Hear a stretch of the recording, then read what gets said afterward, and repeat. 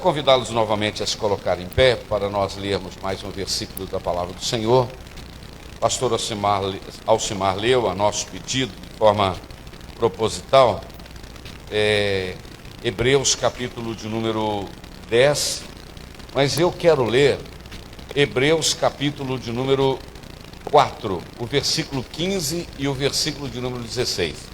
Mas José, eu mandei Ok. Quero fazer menção do meu cunhado Heber. O Heber já chegou? Está por aí, Heber?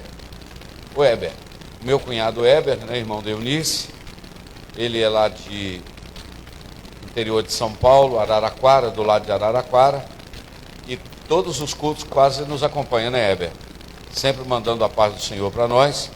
E hoje ele está aqui ao vivo e a cores participando do culto. Quantos estão felizes com a presença do Heber? Podem dizer amém?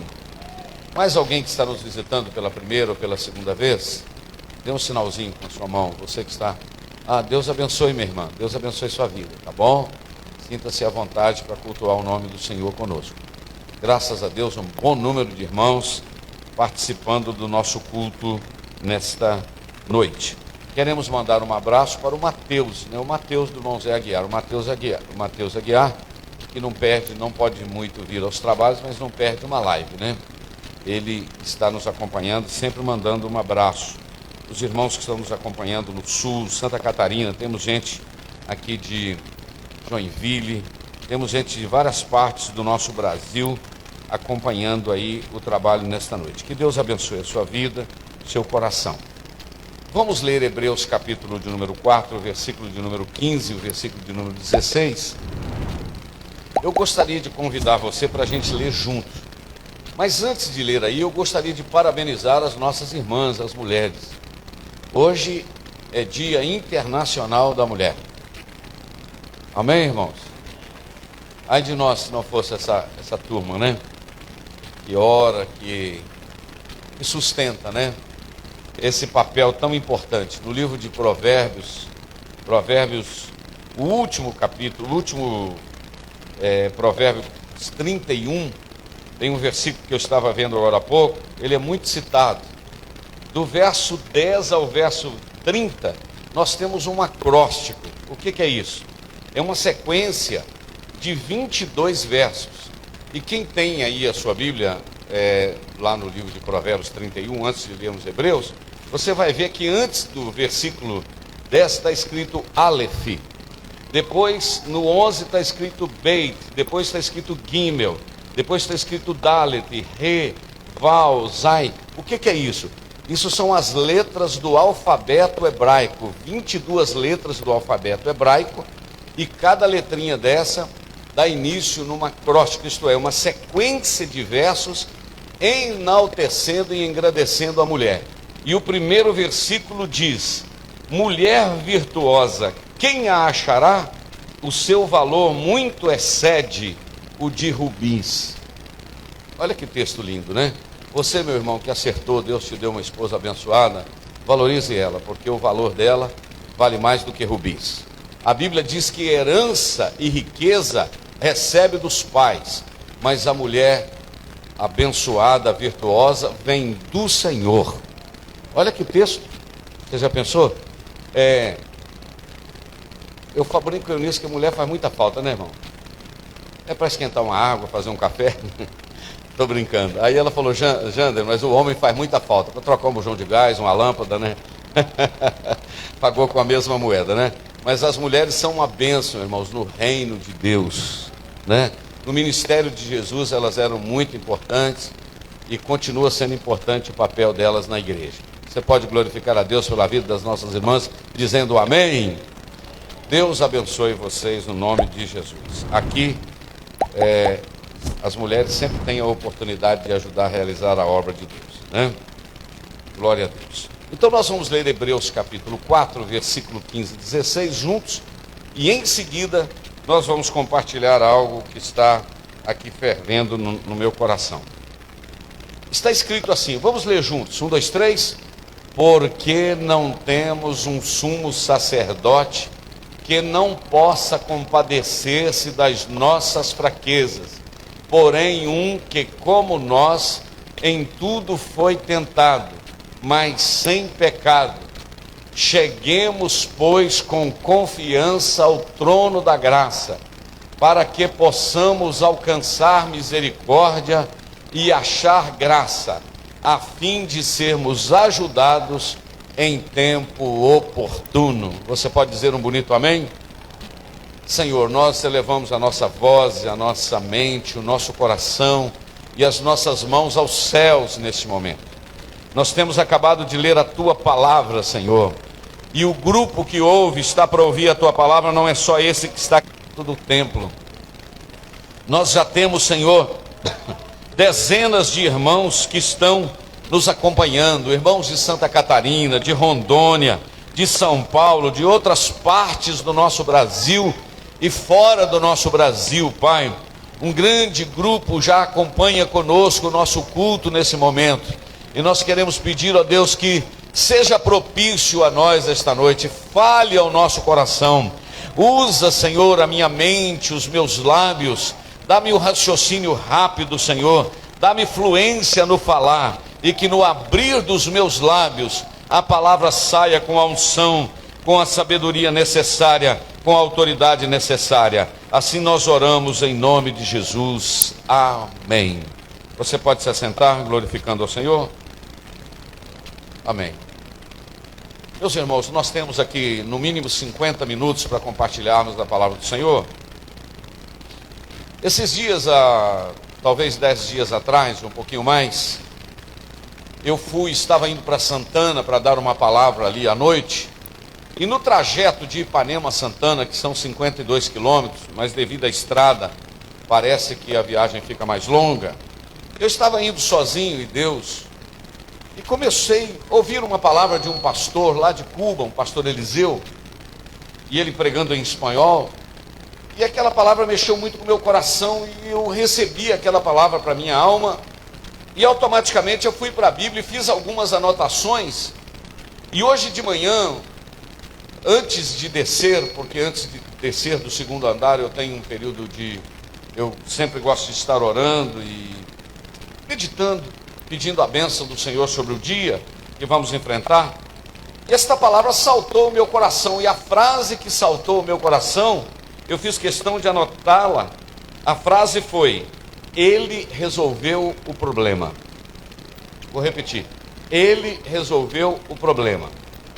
A princípio você pode pensar: eu estou com um problema para resolver, e Jesus então apareceu no cenário do problema, do cenário da história, e o pastor Jander está dizendo que ele vai resolver o meu problema.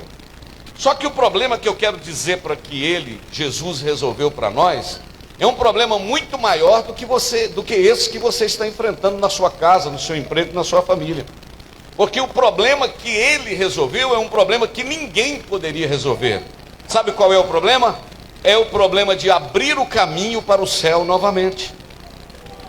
Porque somente ele poderia resolver esse problema. E eu gostaria de caminhar com você por alguns textos na Bíblia e dizer que ele abriu novamente o caminho da comunhão com Deus. E para isso eu preciso partir de um princípio, de Gênesis capítulo de número 3, diz que todos os dias, na viração do dia, o Senhor vinha para ter um contato com Adão, não é assim? Eu imagino que o Senhor dizia, eu não sei como é que era esse contato, eu não sei como é que era, se era através de uma voz, se era através de um clarão, eu não sei, porque a Bíblia diz que jamais ninguém viu Deus na sua glória, não é verdade? Agora o Filho se manifestou, o Filho foi visto na sua encarnação, mas Deus na sua essência, ninguém jamais viu. Pastor, mas Isaías viu um trono. Não, você pode ler lá Isaías 6, que ele disse assim: no ano que morreu o rei Uzias, eu vi o Senhor assentado no alto sublime trono. E ele descreve que a casa encheu de fumaça, viu a orla das suas vestes que entrava pelo templo, mas ele não descreveu Deus, ele descreveu os serafins, que tinham 6 asas, com 2 voava, com 2 cobriu os seus rostos, e com 2 cobriu os seus pés, mas ele não descreveu Deus, porque Deus é indescritível. A Bíblia diz que Moisés também disse para o Senhor em Êxodo 33, ei Senhor, mostra-me a tua glória, eu quero ver o Senhor. O Senhor disse, não dá não, filho. Aí ele fez carinha de triste, o Senhor falou, então sobe um pouquinho aqui nesta montanha, nesta pedra, e eu vou passar e vou te cobrir com a minha mão, e tu me verás pelas costas. Eu não sei como é que isso foi, mas Deus, na sua essência, jamais alguém viu. Só que eu tenho uma palavra de ânimo para você: um dia nós veremos como Ele é. Esta é a nossa esperança. Amém? Então o Senhor se manifestava a Adão, e todos na viração do dia o Senhor vinha. Eu penso que era um negócio maravilhoso, irmãos. Não tinha explicação, não tem explicação para dizer a presença de Deus no jardim, com a comunhão do Pai, do Filho e do Espírito Santo, o homem sem pecado, no estado da inocência. Mas esse dia o Senhor apareceu lá, e diz a Bíblia que ele tentou esconder de Deus. E diz a Bíblia que o Senhor diz: Adão, onde é que você está? Na realidade, eu já preguei sobre isso aqui. Deus perguntou: onde é que você está? Não é porque Deus não sabia onde ele estava, é que Deus estava querendo dizer para ele: onde é que você foi parar, hein, Adão? Isto é, tentando fugir da minha presença. Onde é que você foi parar, né?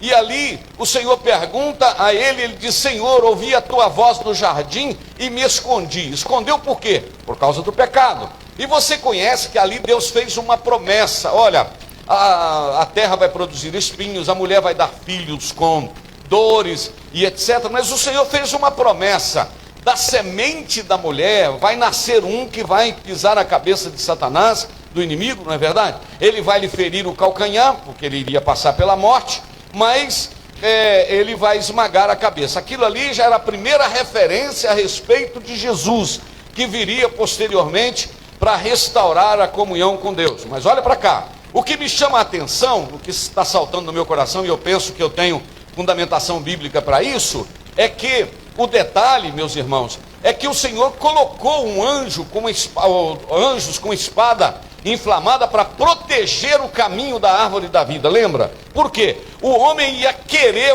voltar ao lugar onde ele havia estado anteriormente, porque quando Deus nos criou, Ele nos criou à sua imagem e à sua semelhança. Isto é, Ele colocou em nós espírito, alma e corpo. Ele colocou em nós inteligência, emoções, e colocou em nós volição, isto é, vontade. Mas o homem tem inserido no seu caráter, na sua personalidade, um desejo de adorar. E eu penso que o desejo do homem era voltar onde ele esteve anteriormente. Porém, ele não podia voltar, mas o desejo de querer Deus, Deus não tirou do coração do homem. Quando o homem não conhece o Deus verdadeiro, ele adora uma pedra, adora um pedaço de pau, adora uma montanha, adora a lua, adora o sol. Mas Deus colocou dentro do homem um desejo de adoração. Oh, queridos, ainda bem que nós descobrimos o Deus verdadeiro, não é verdade? Aí nós sabemos a quem nós adoramos, nós sabemos a quem nós servimos, e isto é maravilhoso. Amém? Você se sente privilegiado? Só que então agora, ao longo da história, Deus então prepara alguma forma de se relacionar com o homem. E aí nós temos os dois filhos de Adão, que eu quero mencionar: Abel, Caim. Caim matou Abel, e etc, porque o Senhor recebeu a adoração dele. Depois nós temos mais alguns homens interessantes na Bíblia. Nós temos Sete, nós temos Enoque, nós temos Noé, nós temos Éber, né, que é aquele que veio do outro lado do rio. E aí nós temos um personagem por nome Abraão. Deus se manifesta a Abraão, e daí para frente Deus então começa a ter uma nação, que ele está comprometida com essa nação. Vocês conhecem a história, que o Senhor chamou Abraão e disse: Abraão, sai da tua terra, da tua parentela, da tua casa, para uma terra que eu vou te mostrar. Eu vou fazer de você uma grande nação, e em ti serão benditas todas as famílias da terra. Olha o projeto de Deus. Aí daí para frente, todo lugar que o Abraão chegava, ele fazia três coisas: cavava um poço, montava uma tenda e construía um altar. Vou falar de novo. Todo lugar que ele batia o pé, ele construía uma tenda, cavava um poço e construía um altar. E adorava ao Senhor. Ele ia lá em Betel, fazia lá um altar e colocava o nome daquele lugar Betel, Beit do hebraico, casa, El, Elohim, Deus, casa de Deus. Betel quer dizer casa de Deus. Todo lugar que ele chegava. E aí, Deus então está se relacionando com o homem. Relacionando com o homem. Por quê? Deus não desistiu do homem. Vou repetir: Deus não desistiu do homem. O Senhor disse: ele virou as costas, mas eu não vou perdê-lo de vista. Aleluia, aleluia. Ele virou as costas, mas eu não vou desistir dele, eu vou atrás dele. Aleluia, que vontade de chorar e adorar a Deus e falar línguas. Oh, glória a Deus, aleluia. E agora a história vem acontecendo, Abraão, Isaac, Jacó. Jacó, Deus encontra com ele no Vale de Jaboque, muda a vida dele, ele sai mancando, mas sai transformado, porque o importante não é mancar ou andar bem, o importante é encontrar com ele e ter a história mudada. Não, vou repetir, se está andando direitinho ou mancando, não importa, importa é ter a vida mudada, porque não adianta andar bem e não ter a vida mudada. Aleluia, aleluia, aleluia, glorificado seja o nome de Jesus.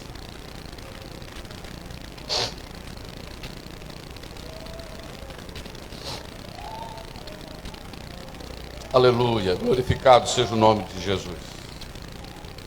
E esse Jacó, ou esse Israel, ele tem 12 filhos. E assim, ele vai para o Egito, você conhece a história, José foi vendido para o Egito. Ontem eu estava em Simonésia dando aula de história de Israel, mencionei isso. Ele vai para o Egito, e quando ele vai para o Egito, presta atenção que eu vou abrir um parênteses para lhe dizer uma coisa. Tem hora na nossa vida que acontecem algumas coisas que a gente acha que está dando errado. Só que eu quero te dizer que o projeto de Deus está acima dos nossos projetos. Todo mundo quer escrever a nossa história. Nasceu o bebezinho, o pai começa a dizer, esse menino vai ser isso, esse menino vai ser assim, essa menina vai ser assim. Os pais estão escrevendo a história. Daqui a pouco esse menino vai para a escola, a professora começa a dizer, olha, esse menino vai ser isso, assim, assim. Começa a escrever uma história para ele. Quando a gente começa a amarrar o cinto, meu pai falava o currião. O menino começa a amarrar o currião, acha que sabe de alguma coisa, né? Quem conhece a palavra currião? Muita gente, né? É cinto, esse negócio assim que você tem na cintura, não é verdade? É, então tá bom. Outro dia eu falei uma palavra num lugar, ninguém sabia o que era, quichute. Alguém sabe o que é quichute? Ô, meu sentimento, meu filho, você tá velho, porque isso aí era a época de Gunnar Bing e Daniel Berg, não é verdade? Se você não sabe, vai pro Google depois o que é quichute. Mas vamos lá. Então, quando a gente está aí amarrando o cinto já, a gente também começa a escrever a nossa história. Sim ou não? Eu vou fazer isso, eu vou fazer essa faculdade, eu vou resolver isso, o meu caminho vai ser esse, esse, esse e esse. Só que seu pai escreveu uma história, o professor escreveu uma história, o pastor escreveu uma história, você escreveu uma história. E Deus está acima de todas elas. Não, vou repetir. Deus está acima de todas elas, escrevendo uma outra história. E a que vai prevalecer é a história de Deus. Então glorifique a Ele, porque Ele tem um caminho acima do seu. Aí, veja bem, escuta só o que a palavra agora vai nos dizer. José é vendido para o Egito. Eu estou dando uma volta longe para me chegar onde realmente eu quero chegar. Mas a história de Israel é linda, não tem problema a gente de vez em quando estar tocando no assunto, não é verdade? E nós temos ali alguns minutos ainda, no mínimo 20. Então vamos lá, o que acontece? Quando José está sendo vendido para o Egito, não tem nada dando errado. É a história que Deus está escrevendo.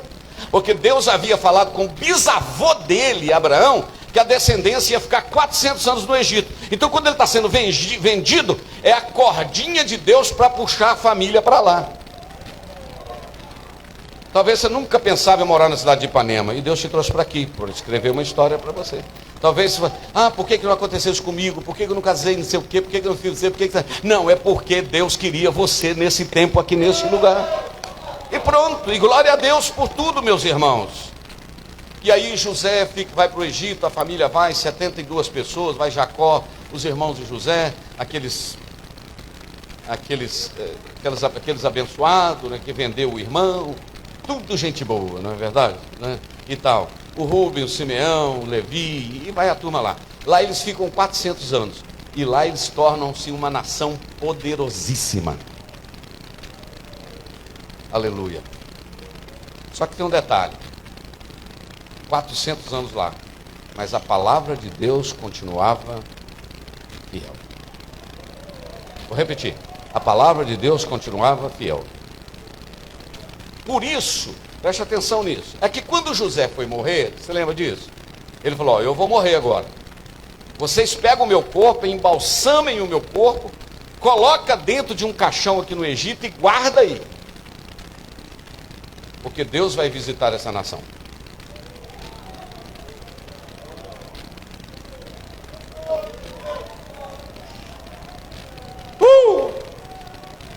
E quando Deus visitar essa nação, não deixa o meu corpo aqui, leva o meu corpo lá para a terra de Canaã, que Deus prometeu a Abraão, a Isaac e ao meu pai Jacó. Irmão, sabe quantos anos aproximadamente esse corpo ficou no caixão? Aproximadamente 260, 270 anos, um caixão guardado. E eu gosto de dizer que todas as vezes que um israelita olhava para aquele caixão, trazia esperança no coração dele. Nascia um menino aqui, está o tamanho do Isaaczinho aqui, tamanho do Miguel, tamanho esse aqui é o Davi, o Isaac. Perguntava: mãe, por que esse caixão está guardado aqui? Meu filho, nessa veia nossa aqui, ó, corre o sangue do seu bisavô Abraão, do Isaac e do Jacó, e corre o sangue do José, esse que está no caixão aí, ó. E ele falou para a gente guardar, que quando chegasse a hora, Deus ia tirar da gente daqui, que a gente não vai ficar escravo sempre aqui não. Vou repetir, a gente não vai ficar escravo para sempre aqui não. Deus vai tirar a gente daqui, aleluia, aleluia. Pega seus meninos e fala isso, que a gente está aqui nessa terra, mas a gente não é daqui não. Deus vai tirar a gente daqui, a gente vai não para Canaã lá em Jerusalém, mas a gente vai para Nova Canaã no céu. Quem está pegando isso aí pode glorificar a Deus. Aleluia. Então, amados, o que está acontecendo? Depois de 400 anos lá, o Senhor Deus se manifesta a Moisés. E aí é que eu quero chamar a sua atenção, que esta questão de comunhão com Deus, mesmo Deus cuidando, ela ainda é uma comunhão um pouco distante. Como assim, pastor? A prova é que quando o Senhor apareceu numa sarça, foi numa sarça ou não? Sim ou não? No Monte Sinai apareceu na sarça, sim ou não? O fogo pegava, mas o fogo queimava, mas não se consumia. Você acha que Moisés tinha experiência com aquilo? Moisés conhecia tudo aquilo? Não, senhor. Eu vou virar para ali para ver que negócio tremendo é aquele ali. Quando ele virou, ele falou: eu vou lá ver. Quando ele falou: estou indo ver, o Senhor falou: não, Moisés, não é assim não, filho. Não vai chegando para cá assim não, hein? Tira a sandália desses pés seu aí, porque o lugar que você está pisando aqui é terra santa. Eu estou descendo para falar com você, mas não é chegando assim, empurrando a porta não. Aqui tem critério, hein? Quem está entendendo? Aqui não é casa da sogra que você chega e empurra a porta não, hein? Aqui não é bagunçado não, hein? É mais ou menos isso, porque Deus está querendo. Espera aí, Moisés, tira a sandália dos pés. Aí, irmão, você pode ver que o Moisés está meio perdidinho. Ele olha, aí o Senhor fala com ele. 3 ou 4 verbos, deixa eu ver se são 4. Moisés, eu ouvi a oração do meu povo, eu vi a aflição, eu conheci e eu desci. Olha que 4 verbos lindos. Deus ouve, Deus conhece, Deus vê e Deus desce. Quando Deus desce fica facinho, irmão. Quando Deus desce, põe a mão, fica fácil. Aí, ele vai conversando com o Senhor. A comunhão já está mais próxima, mas ele não pode chegar perto. Ok? Aí ele conversa com Moisés e falou: Moisés, eu desci aqui porque eu quero que você tire o meu povo que está aqui no Egito. Fiz uma promessa aí, eu sou Deus de Abraão, de Isaac e de Jacó. 3 vezes. Deus de Abraão, de Isaac e de Jacó. Abraão, de Isaac e de Jacó. O Senhor falou 3 vezes no capítulo 13. Eu vim aqui que eu quero que você tire o meu povo aqui do Egito. Aí ele falou: Senhor, quem sou eu para tirar aproximadamente 2,5 milhões de pessoas de uma nação? Aí o Senhor falou com ele: Moisés, não é você que vai tirar. Sou eu através de você. Eu serei contigo. Irmão, é tudo que um homem e uma mulher precisam ouvir na vida. É Deus dizer: pode pôr a mão que eu estou contigo no negócio. Pode pôr a mão que eu estou no negócio. Pode pôr a tua mão. Esforça para você. Eu sei que vocês estão cansados, eu trabalhei muito hoje. Mas esforça para você pegar isso aqui. Aí ele tomou força e perguntou ao Senhor assim: mas peraí, quando eu chegar lá e disser para o pessoal lá, porque Moisés não estava no Egito, Moisés estava no deserto do Sinai, lá perto do Monte Horebe. Era longe, ele estava fugitivo. Quando eu chegar lá e o pessoal lá de Israel me perguntar, os descendentes de Abraão: quem é que mandou você nos tirar daqui? Quando eles perguntaram, o que eu vou falar com ele? Como é que é o nome do Senhor? Aí você vê que Moisés não conhecia Deus. Como é que é o seu nome? Você pergunta o nome de quem você não conhece. Sim ou não? Quando eu chego perto aqui do Mateus ali, eu falo: ô Mateus, tudo bem? Porque eu conheço ele, eu sei. Como é que o senhor chama? Aí eu amo isso, o Senhor disse para ele: eu sou o que sou. Simples assim, eu sou o que sou. Eu já expliquei muitas vezes, vou explicar de novo. Foi a parte mais difícil de traduzir do Antigo Testamento, porque naquela época não tinha as vogais, o A, E, I, O, U, só tinha as consoantes. Então o Senhor falou com ele: YHWH, que na teologia a gente chama de o tetragamaton. O que é YHWH? De onde você tira a palavra Iavé. E a palavra Iavé, de onde você tira a palavra Jeová. E a palavra Jeová significa autoexistente, aquele que subsiste por si próprio sem depender de ninguém. Não, vou repetir: aquele que subsiste por si próprio sem depender de ninguém. O Senhor está dizendo: eu sou o que sou. E aí, irmão, eu vou caminhar um pouquinho, que não faz parte aqui do pacote essa questão desses detalhes, mas só para a gente ficar localizado, porque eu já estou falando há 25 minutos aproximadamente. O que acontece? Deus manda as 10 pragas, você conhece. A última foi a praga da morte dos primogênitos, e dali para frente a nação sai do Egito de forma poderosa. Os filhos primogênitos são poupados, lembra? Que tinham sangue no umbral das casas, lembra? Amém? Eles saem do Egito, talvez 2 milhões e meio e 600 de pessoas, e eles atravessam o Mar Vermelho. O primeiro desafio: atravessa o Mar Vermelho. Agora, só lembrar você lembra do caixão de Moisés? Ou de José? Lembra do caixão de José? Lembra? Dentro do rio do Mar Vermelho, o caixãozinho também de Moisés, do José está lá, viu? O caixão de José passando dentro do Mar Vermelho. Aleluia. Imagina uma baleia, um tubarão olhando e dizendo: que caixote é aquilo? Baleia e tubarão não fala não, irmão, mas eu estou só brincando com vocês, né? Isso aqui são os ossos de quem acreditou na promessa. Isso aqui são os ossos de quem acreditou na promessa. Eles agora entram no deserto. Vamos só resumir: tem maná, passam no Mar Vermelho, tem água da rocha, tem maná, tem nuvem de dia e tem coluna de fogo de noite.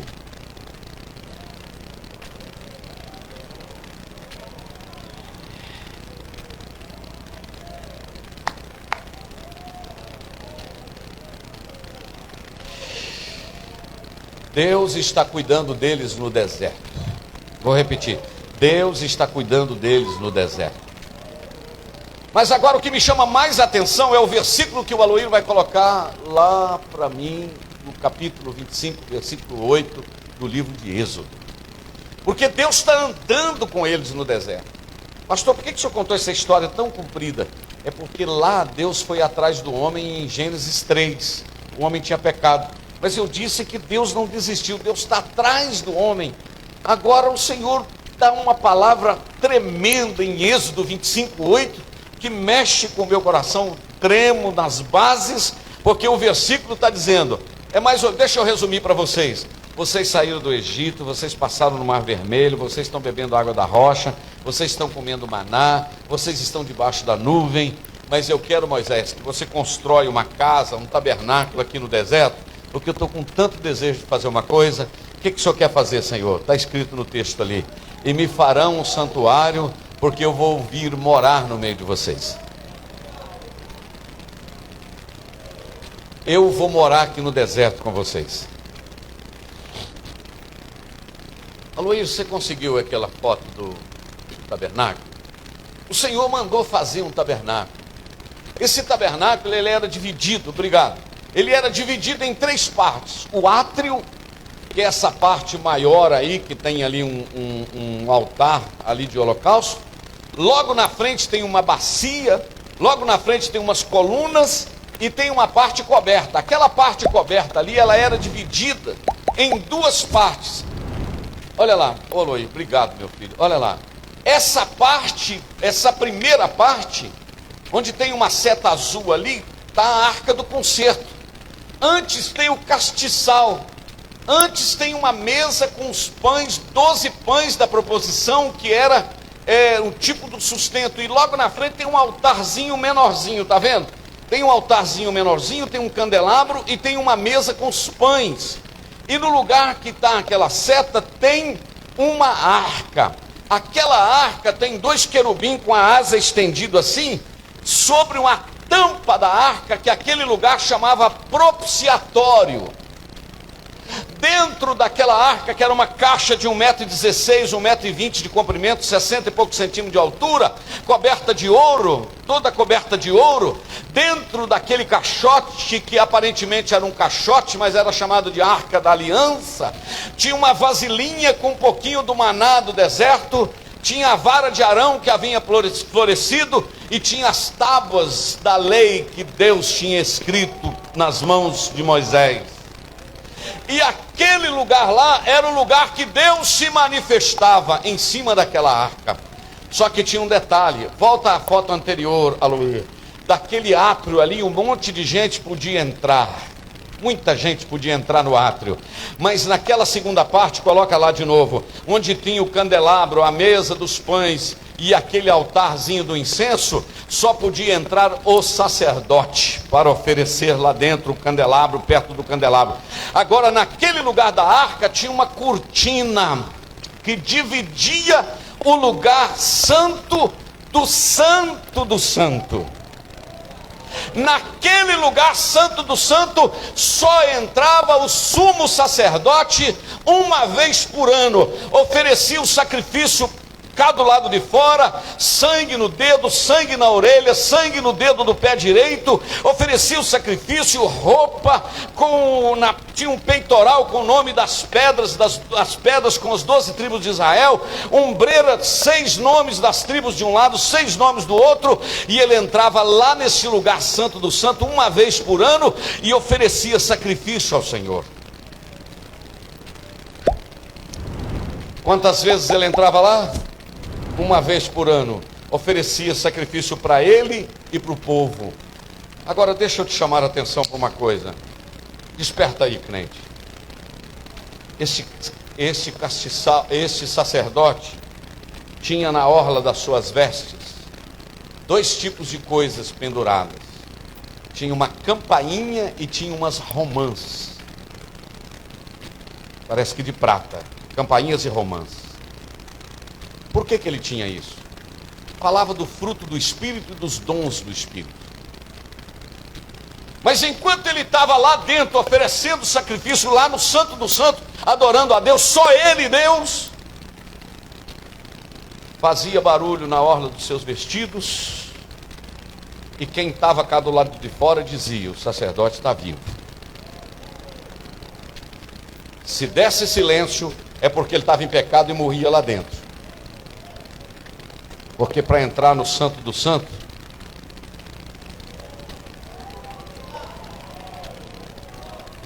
oh aleluia, Deus está aqui.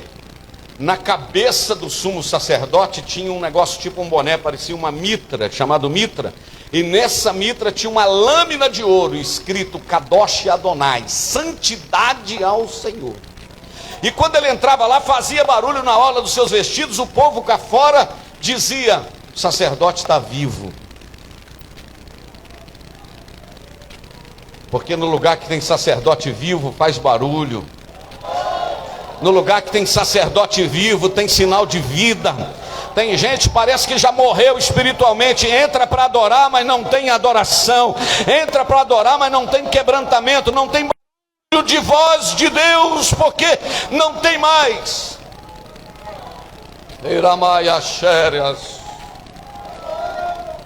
Aleluia. Mas tudo bem, pastor, então o que acontecia? Deus se manifestava, lá saía uma fumaça branquinha, e era sinal que Deus tinha aceitado o sacrifício e perdoado os pecados. Só que agora eu vou te dizer, Deus havia descido lá, não havia descido? Mas só quem ia na presença dele, só o sumo sacerdote, sim ou não? E o povo ficava longe, tinha uma barreira, tinha uma cortina que separava. Deus queria ter comunhão, mas esta comunhão era uma comunhão que tinha algum tipo de problema, essa comunhão. Por quê? Porque não era uma comunhão próxima. Aleluia. Os irmãos estão conseguindo entender o que eu estou tentando explicar, irmão? Ou eu estou viajando muito aqui? Deus estava lá, mas não estava perto. A prova é que em Êxodo 3 o Senhor falou: não chega para cá não, Moisés, tem limite. A prova é que em Êxodo 19, quando o monte pegava fogo, que Moisés estava lá dentro daquele movimento do fogo, Deus falou: fala com o povo para não tocar no monte, que se tocar morre. Então era uma comunhão um pouco distante. No tabernáculo não chega perto porque morre. Aí Josué está lá em Êxodo 3, diz: olha, nós nunca entramos, nunca caminhamos nesse caminho para entrar na terra prometida, mas vamos acompanhar a arca, mas distância de 2.000 côvados, isto é, 960 metros, não perca a arca de vista, porque a gente não sabe o caminho, não perca a arca de vista, mas não chegue muito perto da arca. Olha a ordem de Deus: não caminhe longe demais, mas não chega perto demais. Não caminhe de longe para não se perder, não chegue muito perto para não se queimar. O que é que Deus estava querendo dizer? É que quando a gente fica muito pertinho da arca, as coisas começam a dar certo. Quando as coisas começam a dar certo, a gente começa a achar que é a gente, né? É o Pai, o Filho, o Espírito Santo e eu. Glória a mim. Que glória a você, rapaz. Mantenha a distância da arca, porque a glória é da arca, a glória é dele, a presença é dele. Você não tem nada, é a presença dele que está te abençoando. Amém? Aleluia.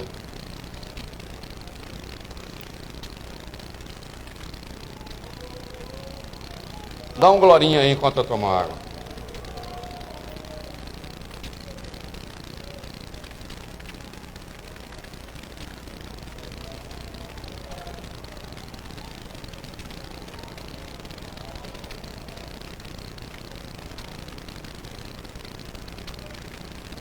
Vamos resolver o problema para a gente terminar.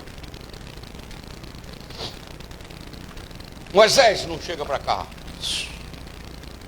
Não deixa esse povo chegar na montanha. Olha a distância. Está ali o tabernáculo, mas não chega perto. É só o sumo sacerdote que vai entrar.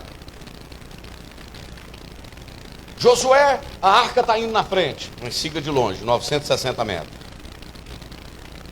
O que fazer com esta questão então da comunhão? Como está escrito no livro que eu estou lendo,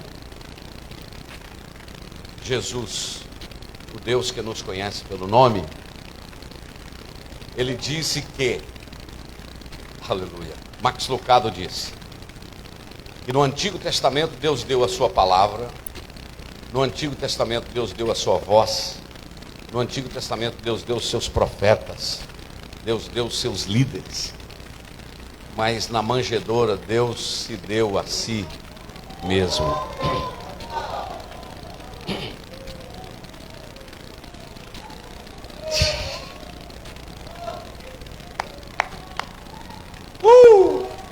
Quem é espiritual pega, quem não é não pega, mas quem é pega. Que quando, eu fico imaginando, como o Max Lucado disse, que quando o Senhor falou com o anjo Gabriel, Gabriel, anuncia a Maria lá que eu vou me encarnar e vou tornar homem, tá? Eu imagino, é só na imaginação, o Gabriel dizendo: Senhor, o Senhor não está querendo dizer que o Senhor vai encarnar a ponto de ficar um menininho no colo de uma mulher, soltando catarrinha, abraçando ela.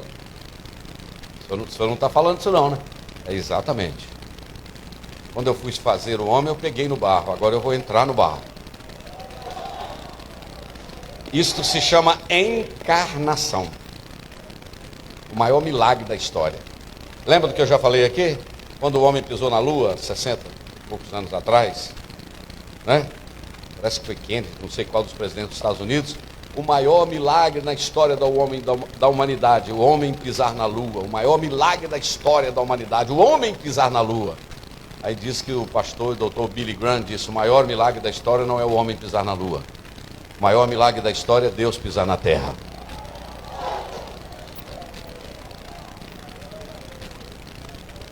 Eu glorifico a Deus. Tem gente que pega na hora, né, irmãos? Pega assim.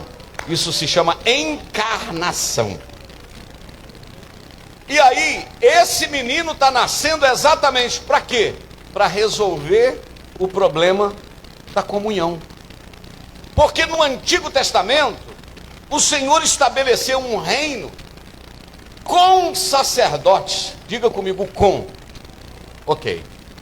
Se eu tenho aqui uma igreja, vamos dizer aqui 200 pessoas, não sei quantas pessoas tem, vamos botar 200 pessoas aqui dentro. Se eu disser que aqui tem um reino com sacerdote, isto é, em 200 pessoas pode ter 5 ou 10 sacerdotes, ok? Um reino com. Mas se o Senhor disser assim: esta igreja vai ser um reino de sacerdotes, aí é quem? Aí é todo mundo. No Antigo Testamento tinha um reino com sacerdotes. O que Deus queria não era um reino com sacerdotes. O que Deus queria era um reino de. Porque com a vinda de Jesus, prepara aí. Com a vinda de Jesus, ao abrir o caminho, agora não precisava mais de um sacerdote para entrar no nosso lugar. Jesus, o sumo sacerdote, entrou, abriu o caminho e nós fomos feitos sacerdotes também. Agora nós também somos sacerdotes. 1 de Pedro, capítulo de número 2, versículo de número 10, está escrito, olha aí, 1 de Pedro, capítulo de número 2, olha o que está escrito no versículo de número, deixa eu ver se é o 10, eu penso ser, capítulo 2, versículo de número, aleluia, capítulo de número 9, aleluia, 2:9, esse é esse. Graças a Deus, aleluia, oh glória. Não, lê lá, eu vou deixar você ler.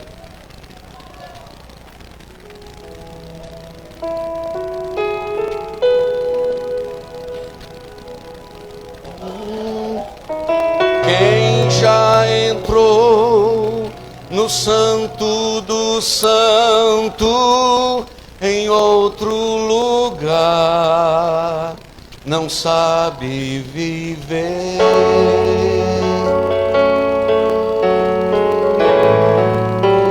Clamar pela glória, a glória de Deus. Vamos de novo. Quem já pisou no santo do santo, em outro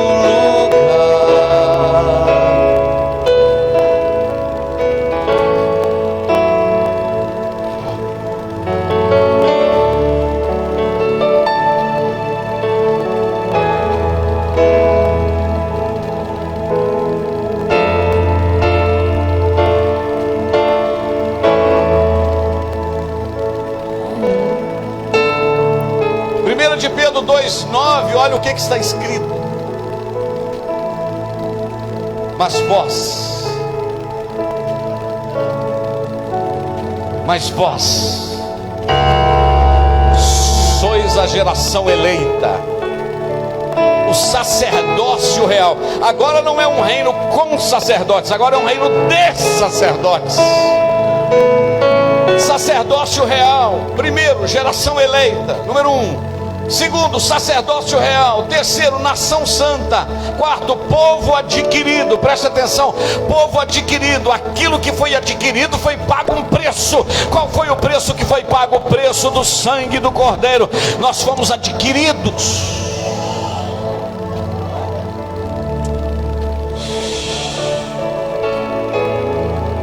Para que anuncieis as virtudes daqueles que vos chamou das trevas para a sua maravilhosa luz.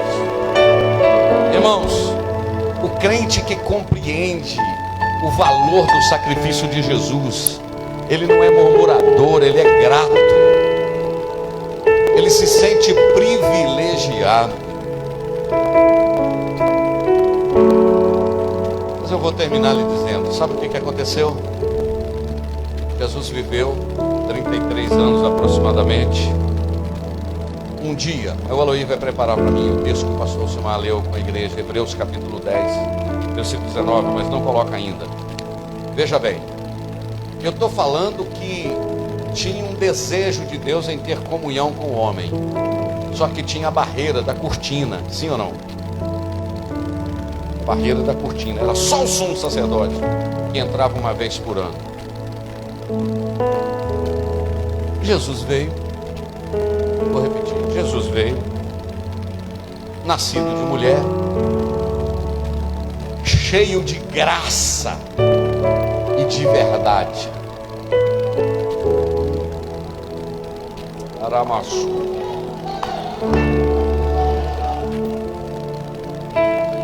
Aí o que ele fez? Eu estava me lembrando de Efésios 2, a partir do versículo 11.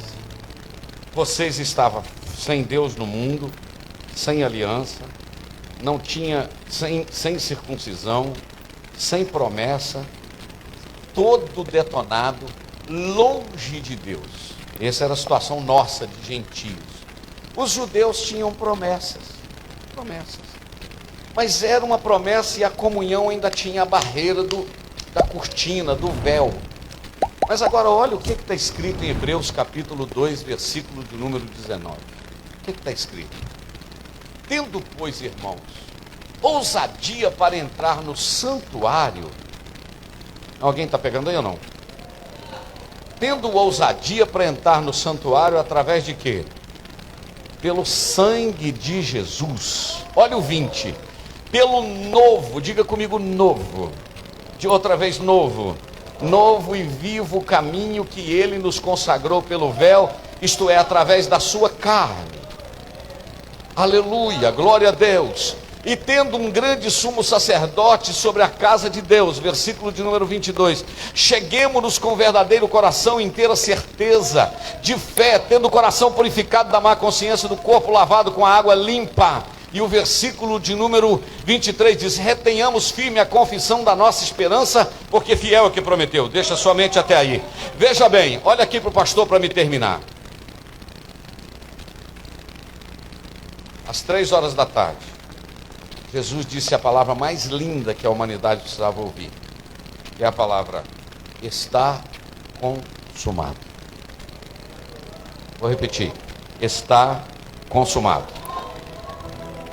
Esta palavra do grego é tetelestai. O que quer dizer tetelestai? Olha aqui para mim. Está pago o preço, rasgou a sentença, liquidou a fatura, está pago, bem pago e uma vez pago. Oh glória! Oh glória! Não tem que entrar uma vez por ano o sumo sacerdote para representar o povo. Diz a Bíblia que quando ele disse está pago o preço tetelestai, o véu do templo rasgou de alto a baixo. Fez isso, ó. Sabe o que aconteceu? Ele abriu o caminho para o céu. Agora eu, agora você, agora nós. Por que eu pedi o Ailer para cantar conosco 456? Sabe por quê? Porque o coro diz assim: ele me abriu a porta e me reconciliou por seu sangue derramado.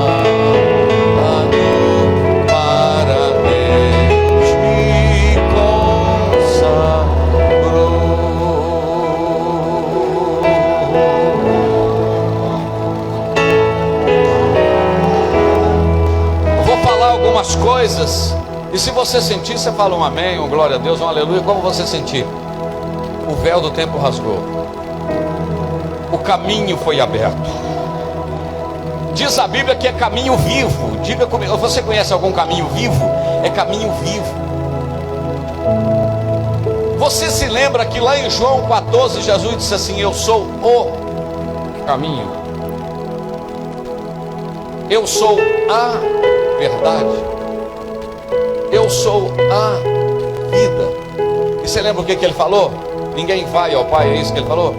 Ele falou: ninguém vem ao Pai. Ele abriu o caminho do céu. Dentro do seu banheiro, dentro do seu quarto, do seu local de trabalho, dirigindo o seu carro, dentro do ônibus, do avião, em qualquer lugar que você tiver, tem um caminho aberto. Você está lavando vasilha, lavando roupa, as lágrimas caindo em cima da roupa, o caminho está aberto. Oh glória, agora não precisa ir em Jerusalém. A mulher samaritana perguntou a Jesus e disse: nossos pais adoraram aqui nesse monte, o Monte Gerizim, aqui em Samaria. Agora vocês, judeus, dizem que é em Jerusalém que se deve adorar, porque o templo está lá. Jesus falou: nem em Gerizim, nem em Jerusalém. Os verdadeiros adoradores adorarão o Pai em espírito e em verdade, porque Ele está buscando os verdadeiros adoradores. Como a gente aprendeu aqui, Deus não está buscando lugar, Deus está buscando adorador. Em qualquer lugar que você estiver, você é um adorador. Em Jerusalém, adora. Em Samaria, adora. Em Ipanema, adora. Em qualquer lugar que você estiver, agora nos acompanhando, adore, adore onde você estiver.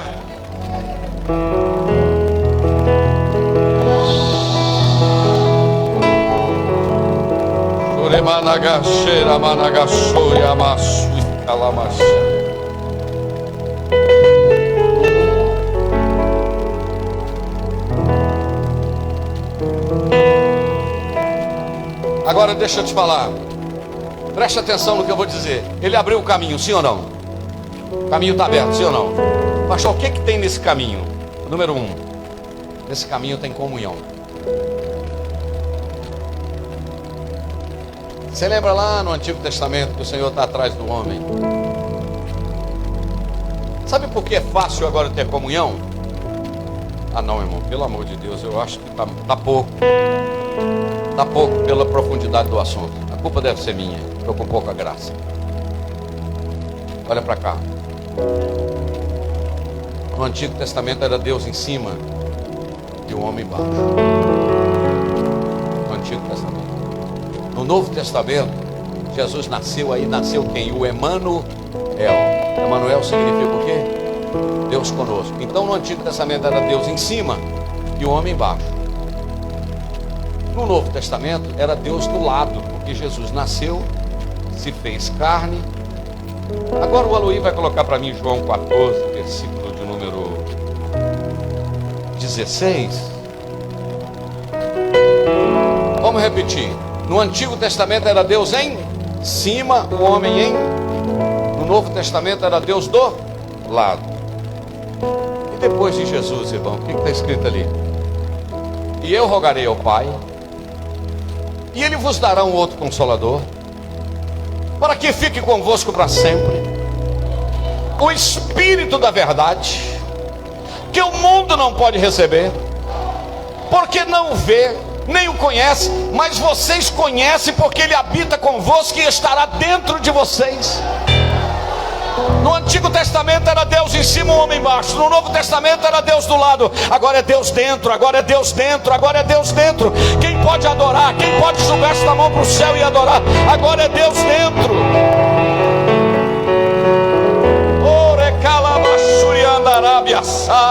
Lembra de onde Deus te tirou? Muitos que estão aqui esta noite já usaram droga, já usaram cocaína, já prostituíram, já fumaram, já ficaram caídos pela calçada. Jesus foi lá, arrebentou com o pecado, perdoou você, te trouxe para aqui, te encheu do Espírito Santo, e agora o que resta a você é adorar, adorar, adorar, adorar.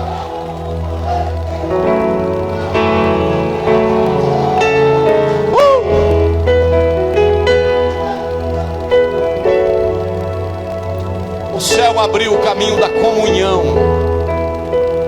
Eu posso sentir Deus. Aleluia.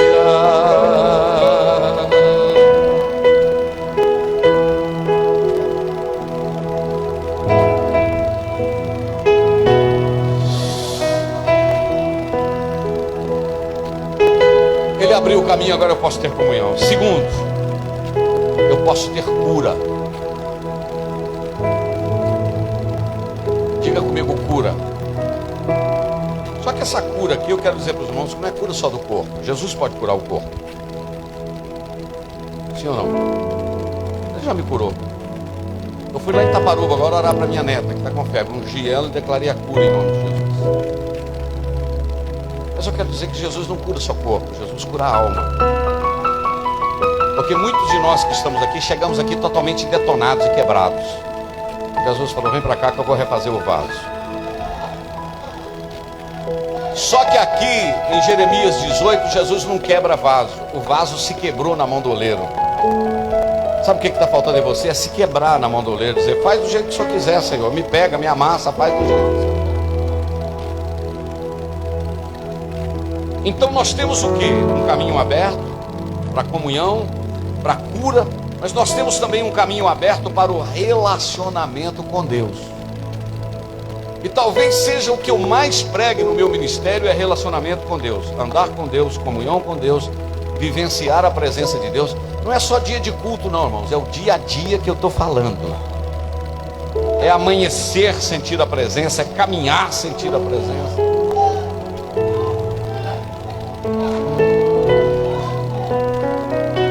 E agora, o Aloy vai voltar para mim no Hebreus 4, 15 e 16, por quê? Porque antigamente a gente tinha que ficar lutando lá no tabernáculo, sacrifício. Agora, você lembra o que eu disse para você no início, que eu escrevi aqui? Ó? Ele resolveu o problema. Ele quem? Jesus. Ele abriu o caminho, olha o que está escrito ali. Vamos ler comigo, 1, 2, 3. Porque não temos um sumo sacerdote que não possa compadecer-se das nossas fraquezas, mas porém um que, como nós, em tudo foi tentado, mas sem pecado. Deixa aí. Agora olha o convite que o escritor dos Hebreus diz, versículo 16. Já que o caminho está aberto, já que ele é o caminho, o que vocês têm que fazer? Chegar com confiança ao trono da graça, para alcançar misericórdia e achar graça, a fim de ser ajudado em tempo oportuno. Porque antes a gente estava longe, agora a gente está perto. E eu termino com Efésios, tem 50 minutos que eu estou pregando. Efésios capítulo 2, versículo de número 11 em diante. Mas eu não quero ir para o 11, eu quero ir para o versículo de... Não, eu quero ler o 11, o 12 e o 13. Portanto, lembrai-vos que vós quem? Vocês e eu, nós. Noutro tempo, éramos o quê? Gentios na carne, chamados incircuncisos, pelos que na carne se chama circuncisão, feita pelas mãos dos homens. Deixa aí. Vocês antes eram gentios na carne, e os judeus chamavam vocês de incircuncisos. Tudo bem. No versículo 12, naquele tempo nós estávamos sem Cristo, separado da comunidade de Israel, estranho aos concertos da promessa, não tendo esperança e sem Deus no mundo. Essa era a nossa situação. Incircunciso, sem Cristo, separado da comunidade de Israel, estranho aos concertos da promessa, sem esperança e sem Deus no mundo. Nós estávamos arrebentados. Agora olha o versículo 13. Não, estou deixando você ler.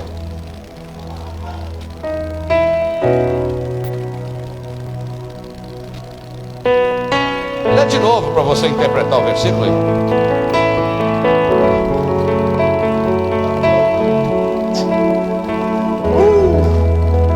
Mas agora, em Cristo, vocês que estavam longe, já pelo sangue de Cristo, chegou perto. Olha o 14. Porque Ele é a nossa paz, o qual de ambos os povos, isto é, de judeu e gentio, criou um novo povo. Qual é esse novo povo? Igreja. Por isso que a palavra igreja é eclésia ou eclesia, ajuntamento daqueles que foram tirados para fora. Isto é, Jesus veio, tirou judeu e tirou grego, juntou tudo num pacote e fez a tal de igreja. Derrubou a parede da separação que estava no meio, e no versículo 15 diz que na sua carne desfez a inimizade, isto é, os mandamentos, a ordenança, para criar em si mesmo dos dois um novo homem, fazendo a paz. Só até aí, tá bom? Você tem alguma palavra para dizer para Jesus esta noite ou não? Qual que é a palavra que você tem para dizer para Ele? Fica de pé e diga alguma coisa para Ele.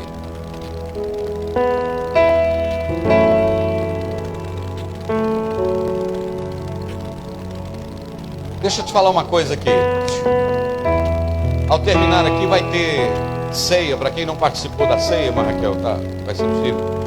Tem alguns irmãos que não participaram da ceia, mas deixa eu te dizer um negócio aqui esta noite, de todo o meu coração. Quem já experimentou, quem teve experiência com Deus, não consegue viver fora daquele lugar da comunhão. Você lembra que lá no meio da pregação eu cantei um pedacinho de um hino que diz assim: quem já entrou no Santo do Santo, em outro lugar, não sabe viver.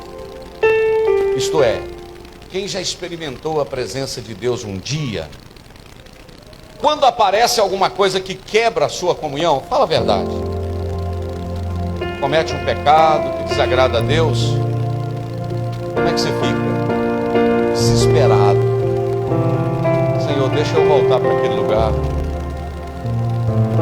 deixa eu sentir a tua presença outra vez. Não me lances fora da tua presença. Torna a dar-me a alegria da tua salvação. Vamos cantar pelo menos uma vez.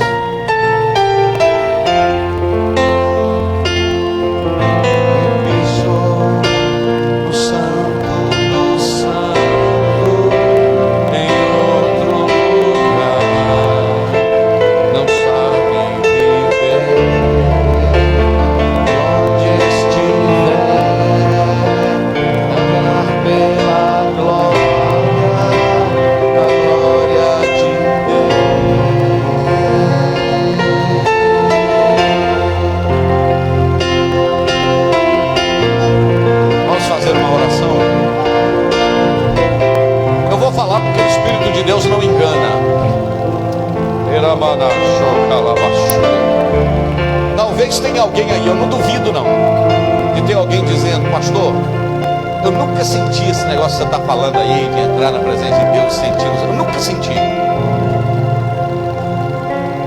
Não me leve a mal o que eu vou falar, sinal que você ainda não teve uma experiência com Deus.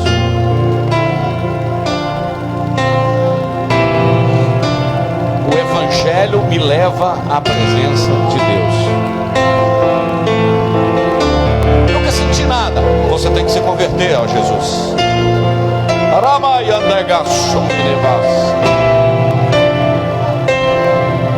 Eu não estou pregando uma mensagem de juízo, estou pregando uma mensagem de graça, porque Ele abriu um caminho pela sua graça. Pastor, eu nunca senti nada. Você precisa pedir a Deus uma experiência. Aqui tem três coisas que nos mantêm na presença do Senhor: razão, fé e emoção. Quais são as três coisas? Razão, fé e emoção. Razão por quê? Eu estou aqui, não estou fora de si não, fora de mim não. Onde que eu estou? Não, eu sei onde eu estou na Assembleia de Deus, acabei, estou com sede, estou com fome, estou pregando aqui, sei quem está perto de mim. Essa é a razão. Sei que isso aqui é a palavra de Deus. Essa é a razão. Mas aqui a gente não anda só pela razão, não. A gente também vive pela fé. Mas a gente também não vive só pela fé, não. A gente tem emoção também. A gente chora, a gente arrepia, a gente dá calafrio. Porque a presença de Deus não dá para ficar sem sentir nada, não, filho. Levante suas mãos comigo. Senhor, se por acaso tiver alguém aqui esta noite que ainda não teve a experiência de entrar no Santo do Santo,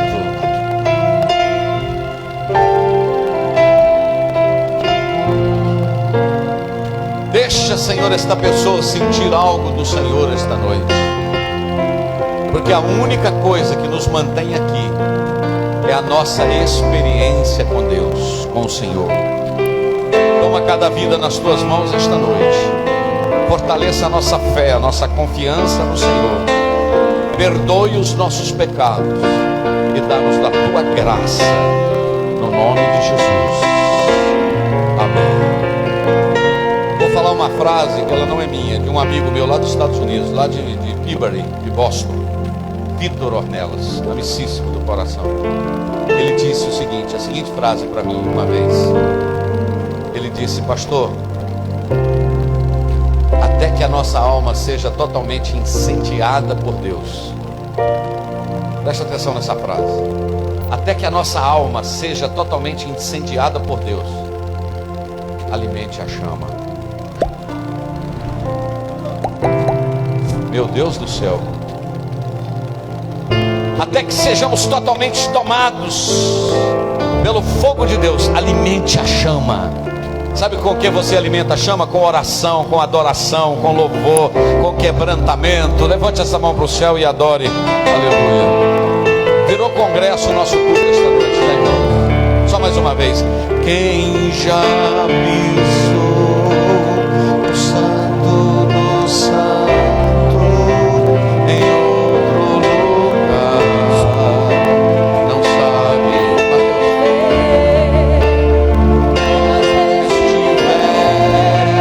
Já já. Amar pela glória, a glória de Deus. Pode cantar, Luciano, mais um pedacinho.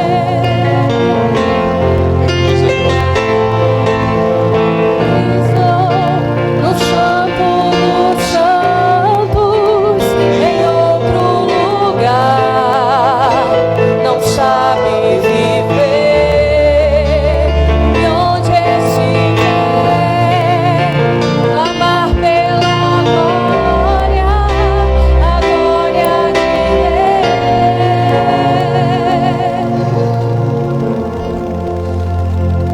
Deus. Você pode dizer glória a Jesus. Nós vamos nos despedir. Fica aqui, Luciano, que você canta um hino depois enquanto a gente tira a oferta.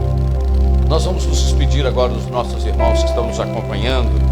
Nós tivemos momentos com mais de 300 irmãos simultaneamente assistindo, participando do nosso culto. Deus abençoe vocês. Domingo tem mais, quinta-feira tem culto, domingo tem escola dominical e o grande culto à noite. Deus abençoe a todos.